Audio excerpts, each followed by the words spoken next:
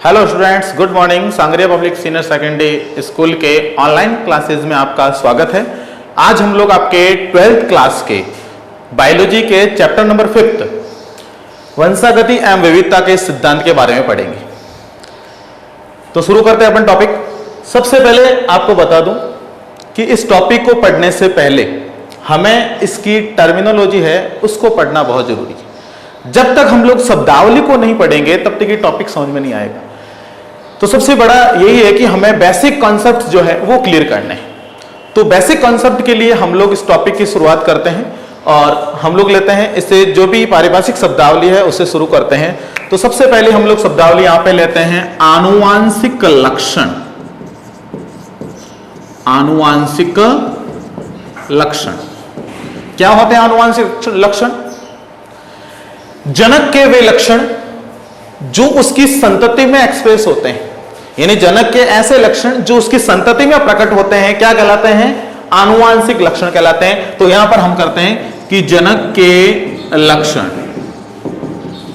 ठीक है, कहां आएंगे? उसकी संतति में आएंगे ऑब्वियसली। तो ये जो है जनक के जो लक्षण संतति के अंदर प्रकट होते हैं वो क्या कहलाते हैं? आनुवांशिक लक्षण कहलाते हैं। क्लियर? नेक्स्ट जो डेफिनेशन हम लोग ले रहे हैं बोलते हैं आनुवांशिकता, हेरिडिटी। आनुवांशिकता की बात करें हम लोग तो कोई भी जो जनक का लक्षण है वो एक पीढ़ी से दूसरी पीढ़ी के अंदर जब ट्रांसफर होता है उसे हम लोग क्या कहते हैं? आनुवांशिकता कहते हैं, हेरिडिटी कहते हैं। यानी जनक के लक्षण जो भी लक्षण है वो एक पीढ़ी से दूसरी पीढ़ी के अंदर क्या होते हैं? ट्रांसमिशन होता है, उनका ट्रांसफर होते हैं, उन्हें हम लोग क्या कहते हैं? हेरिडिटी कहते हैं। तो यहां पर अपन लिख सकते हैं कि जो भी जनक के लक्षण है, यानी जनक के लक्षणों की जो वंशागति है एक पीढ़ी से दूसरी पीढ़ी, एक पीढ़ी से दूसरी पीढ़ी में किसकी वंशागति? लक्षणों की, आनुवांशिक लक्षणों की। जो आनुवांशिक लक्षण है उनका एक पीढ़ी से दूसरी पीढ़ी में जो संचरण होता है उसे हम लोग क्या कहते हैं? आनुवांशिकता कहते हैं। क्लियर? नेक्स्ट हम लोग लेते हैं वंशागति यानी इनहेरिटेंस। इनहेरिटेंस की बात करें हम लोग, वंशागति यानी हम लोग बात कर रहे हैं इनहेरिटेंस। देखिए हेरिडिटी का और इनहेरिटेंस में क्या डिफरेंस है? हेरिडिटी तो क्या होती है? एक पीढ़ी से दूसरी पीढ़ी के अंदर जो लक्षणों का संचरण होता है वो हेरिडिटी कहलाती है। क्लियर? नेक्स्ट है इनहेरिटेंस। इनहेरिटेंस का मतलब क्या है? एक प्रोसेस है जो हेरिडिटी का जो सबसे हम बात करें एक्चुअल में तो जो बेसिस होता है, जो आधार होता है वो क्या होता है? इनहेरिटेंस होता है। तो यहां से एक एमसीक्यूज बनता है आपका नीट एग्जाम लेवल का कि जो इनहेरिटेंस है वो यहां पर आपका नीट एग्जाम लेवल का एमसीक्यूज बनता है। क्यों? ये जो इनहेरिटेंस है ये इसका जो हेरिडिटी का क्या है? बेसिस है। यानी हेरिडिटी का आधार पूछे। देखो ये एनसीईआरटी से बेस्ड है और एनसीईआरटी में ये स्पष्ट लाइन दे रखी है आपके। स्पष्ट लाइन में लिखा गया है कि जो हेरिडिटी है उसका आधार क्या है? इनहेरिटेंस है। तो हेरिडिटी का आधार इनहेरिटेंस, ये आपका जो यहां पर एक एमसीक्यूज बनता है नीट एग्जाम के। देखो हम लोग जो पढ़ रहे हैं टॉपिक, किसी भी टॉपिक को हम लोग पढ़ रहे हैं उससे पहले हमको उसका कॉन्सेप्ट क्लियर करना जरूरी है। बिना कॉन्सेप्ट क्लियर किए हम लोग आगे नहीं बढ़ सकते। और जब आप कॉन्सेप्ट पूरा क्लियर करोगे तो एक भी ऐसा क्वेश्चन नहीं है जो आप नहीं कर पाओगे, इजी वे में कर पाएंगे। तो सबसे पहले हम लोगों को ये सारे के सारे हम लोग जो है कॉन्सेप्ट बेसिस पे हम लोग चल रहे हैं। आपके जितने भी डाउट्स हैं हम लोग क्लियर करेंगे, लेकिन उससे पहले हम लोग ये एक बार हम लोग इसको एक एक करके पढ़ते हैं। उसके बाद हम लोग इसकी जो है कॉन्सेप्ट पूरी की पूरी क्लियर होने के बाद जो भी आपके डाउट्स है एक एक डाउट्स को आपको यहां पे क्लियर किया जाएगा। तो पहला हमने क्या पढ़ा? आनुवांशिक लक्षण। सेकेंड वन कौन सा था आपका?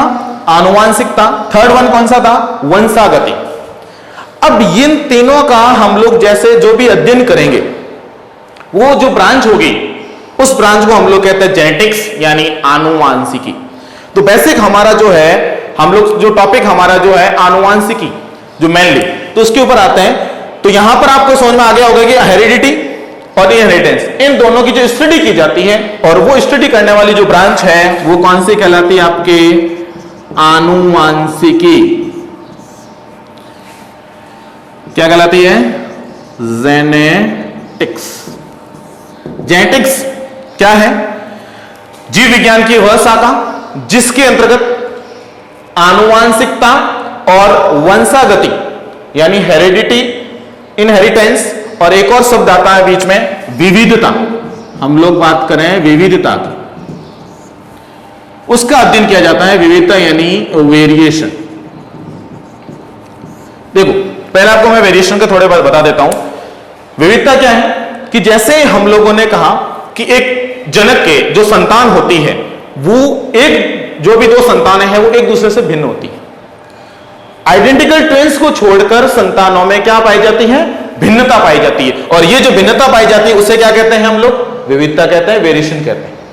तो इनहेरिटेंस, देखो टॉपिक का नाम यही है, inheritance and variation, principles of inheritance and variation. तो इनहेरिटेंस और वेरिएशन, इन दोनों की जो स्टडी करने वाली जो ब्रांच है उस ब्रांच का नाम क्या है? जेनेटिक्स। क्लियर? तो हमने क्या देखा? हेरिडिटी, एक पीढ़ी से दूसरी पीढ़ी में लक्षणों के जो संचरण होता है वो क्या कहलाता है? आनुवांशिकता कहलाता है। और जिस प्रोसेस के थ्रू, जिस प्रक्रम के द्वारा ये संचरण होते हैं वो क्या कहलाती है? इनहेरिटेंस कहलाती है। और हेरिडिटी का जो आधार है वो क्या होता है? इनहेरिटेंस होता है। और जो भी जनक की जो संततियां होती है वो संततियां एक दूसरे से क्या होती है? भिन्न होती है। उसे हम लोग क्या कहते हैं? वेरिएशंस कहते हैं, विविधता कहते हैं, विभिन्नता कहते हैं। और जब इनहेरिटेंस एंड विविधता का जो अध्ययन किया जाता है वो ब्रांच जो डील करते हैं वो कौन सी ब्रांच होती है? आपके आनुवांशिकी कहते हैं। क्लियर? तो इसकी डेफिनेशन क्या हो जाएगी? जीव विज्ञान की वह शाखा जिसके अंतर्गत आनुवांशिक लक्षण, आनुवांशिकता, इनहेरिटेंस और जो विविधता है इन सब का जो अध्ययन किया जाता है वो क्या कहलाती है? आनुवांशिक कहलाती है। एनसीईआरटी के अकॉर्डिंग दो ही लाइनें हैं, inheritance and variation, study of inheritance and variation क्या कहलाएगी? जेनेटिक्स कहलाएगी। क्लियर? अभी जो जेनेटिक्स शब्द है वो किसने दिया था? बैटसन ने दिया था। किसने दिया था? बैटसन ने। अब ये जो बैटसन ने जो शब्द दिया था उसके अकॉर्डिंग हम लोग बात करें तो बैटसन को आधुनिक आनुवांशिकी का जनक कहा जाता है। जैसे हमने कहा कि हमें आनुवांशिकी का जनक पूछे, किसका जनक? आनुवांशिकी का जनक। सिंपल रूप से पूछे अपने, आनुवांशिकी का जनक कौन है? Gregor John Mendel. ठीक है। दूसरी बार हम लोगों को पूछे कि आधुनिक आनुवांशिकी का जनक कौन है? आधुनिक आनुवांशिकी का जनक, तो आधुनिक आनुवांशिकी का जनक कौन है? बैटसन। और तीसरा एक और आपसे पूछे प्रायोगिक आनुवांशिकी का जनक कौन है? किसका? प्रायोगिक आनुवांशिकी का जनक, और वो कौन है? मॉर्गन। देखो एक एक को हम लोग डिटेल से पढ़ेंगे। मेंडल के बारे में ये पूरा चैप्टर है, उसके बारे में पूरी डिटेल है हमारे। उस पूरे चैप्टर के अंतर्गत हम लोग मेंडल का जो भी जीवन परिचय है, उन्होंने कौन कौन से एक्सपेरिमेंट्स किए थे, पूरी जो जेनेटिक्स है उसके बेस में जो है मेंडल के बारे में विस्तार से हम लोग पढ़ेंगे। उनके जो संकरण के प्रयोग है उन सभी को पढ़ेंगे। तो बैटसन ने कौन सा शब्द दिया था? जेनेटिक शब्द दिया था, इसलिए इन्हें आधुनिक आनुवांशिकी क्या कहते हैं? जनक कहते हैं। उससे पहले जो मेंडल ने आनुवांशिकी के बारे में बहुत कुछ बताया था और उसी के आधार पे बाकी वाले वैज्ञानिकों ने इनकी खोज की थी। तो यहां पर अपन देखा जाए, पर उस टाइम में जो मेंडल है, मेंडल के कार्यों को जीते जी श्रेय नहीं मिला। यानी उनका जो जितने भी आनुवांशिकी के जो प्रयोग किए थे, उन्होंने खोज की थी, उनको जीते जी कोई श्रेय नहीं मिला। जब उनकी मृत्यु हुई उनके भी 16 साल बाद, यानी 1884 में इनकी जो है मृत्यु हो गई थी। तो लगभग सन 1900 के अंदर वापस 3 वैज्ञानिक आए और उन्होंने मेंडल की रीडिस्कवरी जो है, प्रयोगों की रीडिस्कवरी की। उसके बाद ही मेंडल के प्रयोग दुनिया के सामने आए, दुनिया को पता लगा। इन सबके बारे में हम लोग अच्छे से डिटेल से पढ़ेंगे। अभी अपन टॉपिक के वापस आते हैं। हमारा जो टॉपिक ले रहे थे, हम लोग शब्दावलियां पढ़ रहे थे। आनुवांशिक लक्षण हमने पढ़ा, हेरिडिटी पढ़ा, वंशागति इनहेरिटेंस पढ़ा और आनुवांशिकी पढ़ा। तो यहां तक हम देखते हैं कि आनुवांशिकी जो है, जिसके अंदर हम लोग क्या करते हैं? इनहेरिटेंस और वेरिएशन यानी विविधता का क्या करते हैं? अध्ययन। क्या कहलाती है? आनुवांशिकी। नेक्स्ट जो इंपॉर्टेंट शब्दावली है, जो महत्वपूर्ण शब्दावली है, वो है आपकी जीन। सुना होगा आपने जीन के बारे में। क्या होता है जीन, किसे कहते हैं जीन, किस प्रकार से ये डीएनए से भिन्न है। तो नेक्स्ट है हमारा कौन, जीन।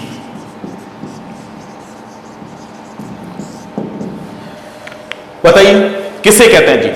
देखिए सिंपल लैंग्वेज में हम लोग बात करें तो जीन क्या है, डीएनए का एक भाग है। किसका भाग है, डीएनए का भाग। क्लियर। जो क्या करता है, जो आनुवांशिक लक्षण है, डीएनए का भाग क्या करेगा, जो आनुवांशिक जो लक्षण है उनका निर्धारण एवं नियंत्रण करेगा, जो कंट्रोल करेगा। डीएनए का ऐसा भाग जो आनुवांशिक लक्षणों क्या करेगा, निर्धारण एवं नियंत्रण करेगा। जब निर्धारण एवं नियंत्रण करेगा तो वो क्या कहलाएगा, जीन। ये तो एक सिंपल लैंग्वेज की हम लोग बात करें, डीएनए का वह भाग या वह सूक्ष्म खंड जो आनुवांशिक लक्षणों का निर्धारण एवं नियंत्रण करता है, जीन कहलाता है। एक और परिभाषा अपन देखें तो डीएनए का वह भाग, ये डीएनए का वह भाग जो प्रोटीन का कूट लेखन करेगा। ये डीएनए आप सबको पता होगा, डबल हेलिक्स स्ट्रक्चर इसका। तो डीएनए का वह भाग जो क्या काम करेगा, प्रोटीन का कूट लेखन। जैसे मैंने कहा, आपको एक सिद्धांत याद होना चाहिए कि एक सेंट्रल डोगमा मूल सिद्धांत करके है, उसमें जो है डीएनए से क्या बनता है, एमआरएनए, और एमआरएनए से क्या बनता है, प्रोटीन। ये जो सूचनाओं का प्रवाह है एक दिशा के अंदर होता है, इसे हमने कहा है मूल सिद्धांत। ये जो मूल सिद्धांत है, ये यहां से यहां वाला प्रोसेस कहलाता है आपका अनुलेखन, ट्रांसक्रिप्शन, और एमआरएनए से प्रोटीन का जो बनना वो कहलाता है आपका अनुवादन यानी ट्रांसलेशन।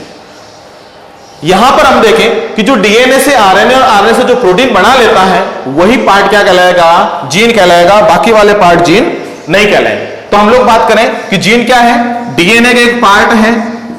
जैसे मैंने कहा ये पार्ट है, ये पार्ट प्रोटीन बना रहा है, तो ये क्या कहलाएगा, जीन कहलाएगा।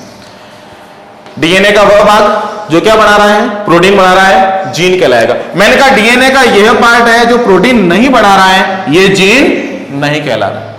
यानी जो भाग प्रोटीन बनाता है, जो भाग प्रोटीन का कूट लेखन करता है, वही जीन कहलाता है।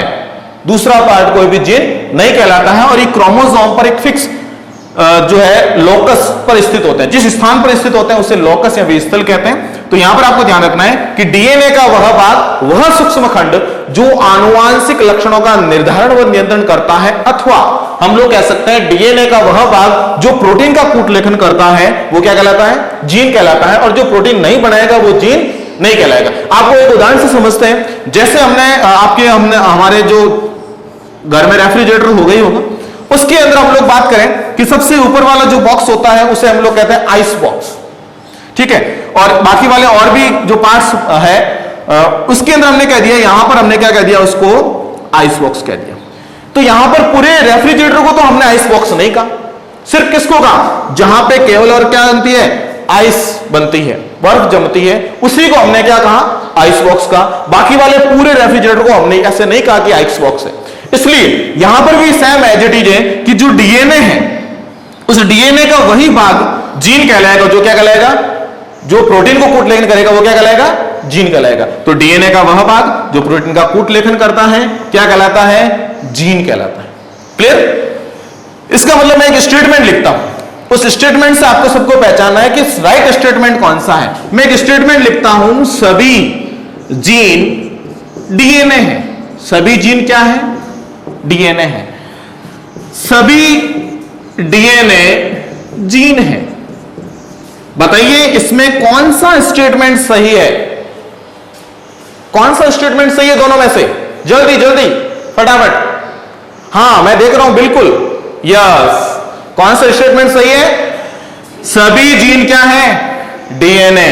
सभी डीएनए जीन नहीं होते हैं। क्यों नहीं होते, सभी जीन डीएनए है। सभी जीन डीएनए होने का मतलब क्या है, क्योंकि जीन सभी के सभी किसका पार्ट है, डीएनए का पार्ट है। जो सारे जीन है वो डीएनए का पार्ट है। जब सारे जीन डीएनए का पार्ट है तो सभी जीन क्या हो गया, डीएनए हो गए। सभी जीन क्या हो गए, डीएनए हो गए। जबकि सभी डीएनए जीन नहीं होते हैं। क्यों नहीं होते? क्योंकि डीएनए का वही भाग जीन कहलाएगा जो क्या बनाता है, प्रोटीन बनाता है। That's clear. तो ये आपको समझना जरूरी है। कई बार ऐसे स्टेटमेंट भी पूछ लिए जाते हैं। देखो हम लोग यहां पर आपके 12th क्लास के साथ साथ जो फाउंडेशन का बैच होता है उसके अंदर जो भी आपके नीट का जो बेसिक्स है वो तैयार किया करते हैं। तो यहां पर आपको ध्यान रखना कि नीट लेवल पे भी ऐसे क्वेश्चंस आते हैं, उसमें आपको बेसिक कॉन्सेप्ट जो है वो क्लियर करना जरूरी है। तो उसी पे हम लोग चल रहे हैं। आपका यहाँ पे क्लास के बोर्ड एग्जाम के साथ साथ नीट एग्जाम के की भी जो क्वेश्चंस जो आते हैं एग्जाम में आने लायक है वो भी मैं आपको बताता रहूंगा। तो यहां पर अपन देखें जीन की डेफिनेशन होगी। ये जो जीन शब्द है ये किस वैज्ञानिक ने दिया था? ये दिया था जोहानसन ने। किसने दिया था? जोहानसन। तो आपने कहा था मेंडल ने जीन शब्द नहीं दिया था। मेंडल ने जीन के स्थान पर एक शब्द काम में लिया था जिसका नाम है कारक, जिसे हम लोग क्या कहते हैं, फैक्टर काम में लिया था। क्लियर? तो जो मेंडल है उसने जीन शब्द काम में नहीं लिया था। उसने कौन सा शब्द काम में लिया था जीन के स्थान पर? कारक शब्द का। तो मेंडल के जो कारक है वही क्या है? जीन है। और ये जीन शब्द किसने दिया था? जोहानसन ने दिया था। क्लियर? तो हम लोगों ने जो है तो इसमें सबसे इंपॉर्टेंट जो परिभाषा के तौर पर निकलकर हमारे सामने आई है वो जीन। तो डीएनए का वह भाग जो आनुवांशिक लक्षणों का निर्धारण एवं नियंत्रण करता है जीन कहलाता है। अथवा एक और सिंपल परिभाषा हम लोग देखते हैं, डीएनए का वह भाग जो प्रोटीन का कूट लेखन करता है वो क्या कहलाता है? जीन कहलाता है। क्लियर? और जीन शब्द किसने दिया? जोहानसन ने। और इसको मेंडल ने इसके स्थान पर कौन सा शब्द काम में लिया था? कारक शब्द काम में लिया था। अब देखो इसका मतलब जीन और डीएनए में कुछ डिफरेंसेस है। दोनों में सेम क्या है? दोनों में सेम यही बात है कि दोनों न्यूक्लियोटाइड के क्रम होते हैं। जीन हो चाहे डीएनए हो, जीन और डीएनए दोनों के अंदर एक कॉमन बात क्या है? दोनों क्या होते हैं? न्यूक्लियोटाइड। रासायनिक रूप से किसके बने होते हैं? न्यूक्लियोटाइड के बने होते हैं। तो दोनों के अंदर ये समानता आपको याद रखनी है। अब डिफरेंस की बात करें तो क्या होगा? जो प्रोटीन का कूट लेखन करेगा वो तो कहलाएगा जीन, और बाकी वाला जो पूरा का पूरा पार्ट है ये कौन सा है आपका? डीएनए। क्लियर? तो ये हो गया आपका जीन। अगली डेफिनेशन हम लेते हैं वो है युग्म विकल्पी। नेक्स्ट डेफिनेशन की बात करें हम लोग, युग्म विकल्पी यानी एलील। क्या होते हैं एलील्स?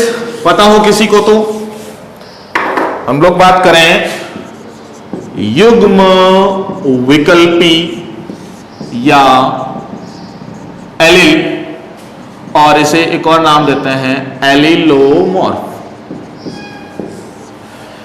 किसे कहते हैं? देखो हमने बात की है जीन के बारे में। जब जीन के बारे में बात की तो आपको यही ध्यान रखना है एक जीन के दो विपर्यासी रूप, दो ऑप्शन, यानी हमने कह दिया to contrasting character of one gene. एक जीन के दो विपर्यासी जो रूप होते हैं, यानी एक क्या होगी? जीन, इसके दो विपर्यासी रूप हो गए, उसे हमने क्या कहा? युग्म विकल्पी कहा। यानी एक जीन के दो विपर्यासी रूप को क्या कहते हैं हम लोग? युग्म विकल्पी। जैसे मैंने एक जीन ली ऊंचाई, किसकी जीन ली? ऊंचाई की। जब ऊंचाई की बात करूं मैं तो ऊंचाई के अंदर पादप के जो हम लोग पढ़ेंगे उसके अंदर हम जो है मेंडल ने जो एक्सपेरिमेंट के तौर पर प्लांट काम में लिया था वो था पाइसम सैटाइवम, मटर का पौधा था, उद्यान मटर। उसके अंदर पढ़ेंगे तने की ऊंचाई की एक जीन होती है, और ये तने की जो ऊंचाई की जीन है इसके दो विपर्यासी रूप हैं। एक तो होता है लंबा और एक होता है बौना।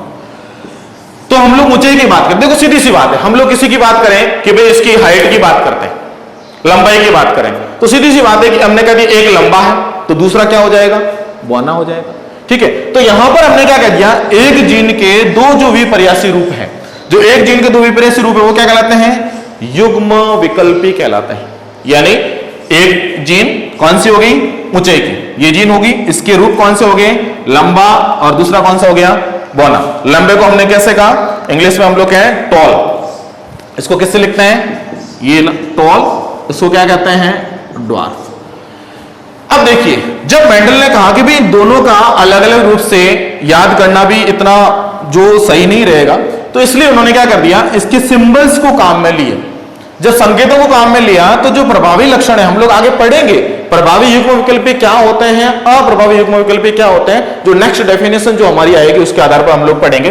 तो हमने कहा ये जो लंबा है इसे हमने क्या कहा है, टॉल। तो टॉल को जो है इसी के कैपिटल लेटर से दर्शाते हैं। जो प्रभावी युग्म विकल्पी है उसको किससे दर्शाते हैं, इसी के कैपिटल लेटर से दर्शाते हैं। और जो ड्वार्फ है उसको उसी के जो प्रभावी लक्षण था, उसी के मतलब कौन सा, लंबा, लंबे का जो लंबेपन का लक्षण है वो प्रभावी लक्षण है, और इसको क्या कहते हैं इंग्लिश में, टॉल। तो इसी का जो हम लोग कहते हैं स्मॉल लेटर है उससे दर्शाएंगे, न कि डी से।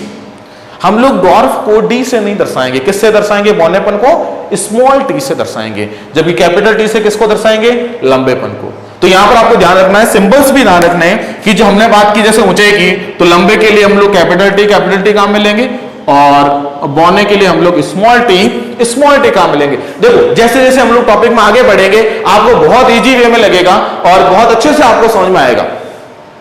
आप लोग इसको एक बार फिर से वापस जो रिवाइज करके देखिएगा, उसमें आपको एक एक चीज है जो क्लियर की जाएगी। और मैं आपको जो है सबसे पहले इसका बेसिक कंसेप्ट बताना चाहता हूं, ताकि जैसे ही आपको कंसेप्ट क्लियर हो जाए आपको टॉपिक अपने आप समझ में आ जाएगा। तो ये पूरा का पूरा जो टॉपिक है वो हमें हमारे टिप्स पे रखना है।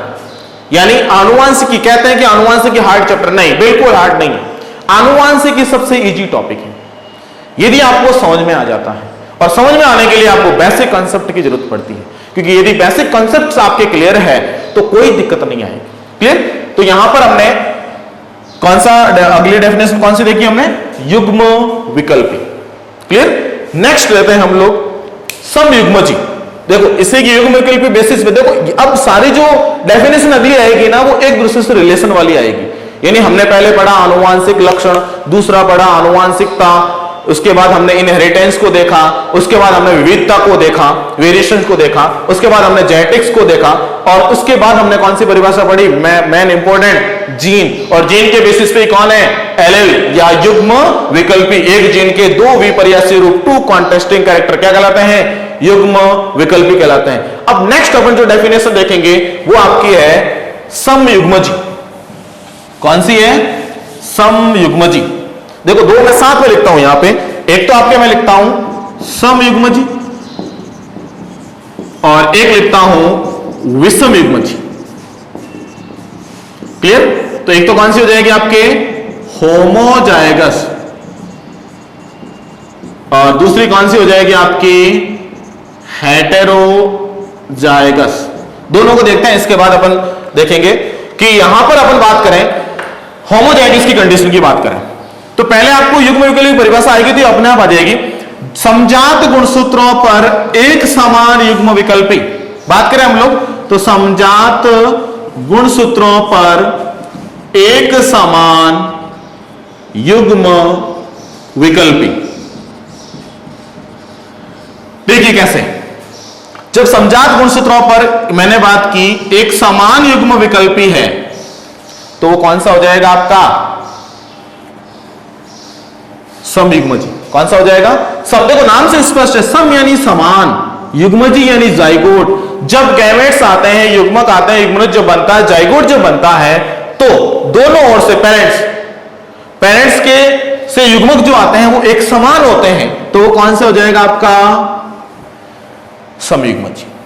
इसी तरह से मैंने बात की यदि यहां पे स्मॉल टी और स्मॉल टी होता तो बताइए ये भी कौन सा हो जाता, समयुग्मजी। अब हम लोग बात करें इसी के बेसिस पे, हम लोग विषमयुग्मजी की बात करें। किसकी बात करते हैं, विषमयुग्मजी। अब इसका आंसर आप खुद बताओगे, बोलो जल्दी। हाँ, समजात गुणसूत्र पर क्या, असमान युग्म विकल्पी, अलग अलग युग्म विकल्पी जब होंगे तो हम लोग इसे क्या कह देंगे, विषमयुग्मजी कह देंगे। जैसे आपने कह दिया कैपिटल टी के साथ मैं क्या लेता हूं, स्मॉल टी, तो ये कौन सा हो गया, बोलो विषमयुग्मजी। चलो आपके ऊपर उदाहरण लिखते हैं। आप लोग 12th क्लास के बच्चे हो, 12th के साथ 12th वाला बैठा है, अपनी क्लास का स्टूडेंट है, मतलब आप समयुग्मजी अवस्था। इसी प्रकार से हम लोग बात करें विषम की तो 12th वाले के साथ किसी और दूसरी क्लास वाले 11th वालों को बैठा दिया जाए या 10th वालों को बैठा दिया जाए तो वो कौन सा हो जाएगा, विषम युग्मजी। ठीक है, तो यहां पर हमने कह दिया यहां पे टॉल और टॉल दोनों टॉल है यानी समयुग्मजी, दोनों है ड्वार्फ की पोजीशन में है तो कौन सा हो जाएगा, समयुग्मजी। यहां पर देखो एक्सप्रेस भले कोई भी हो रहा हो लेकिन टॉल और ड्वार्फ दोनों इसमें आपको दिख रहे हैं। जेनेटिक स्ट्रक्चर के आगे बात करेंगे तब आपको मैं समझाऊंगा। तो यहां पे ये कौन सी कंडीशन हो गई आपके, विषम युग्मजी। चलो आप एक और बताओ, ये कौन सी कंडीशन है, सम। ये कौन सी कंडीशन है, बढ़िया, विषम। क्लियर। अब यहां पर मैं बात करूं तो ये कौन सी कंडीशन है, नहीं नहीं विषम नहीं, कौन सी है, दोनों की दोनों सम कंडीशन है। देखो ये इसमें यहां पे ध्यान देखना, ये ए के लिए सम और बी के लिए भी क्या है, सम। दोनों कंडीशन के लिए क्या हो जाएगी, सम कंडीशन है। यहां पे ये बात बताइए, हाँ ए के लिए तो कौन सी अवस्था में है, विषम युग्मजी, जबकि बी के लिए कौन सी अवस्था में है, समयुग्मजी। क्लियर। तो ऐसे करके हम लोग जो है हमने आज की क्लास के अंदर हम इतना ही पढ़ते हैं। जो हमने डेफिनेशन जो पढ़ी है उन शब्दावलियों को आपको याद करना बहुत जरूरी है। तो आप लोग इन शब्दावलियों को एक बार अच्छे से रिवाइज कीजिए और जो भी डाउट हो हम लोग जो है नेक्स्ट क्लास के अंदर आपके क्लियर करेंगे। Thank you.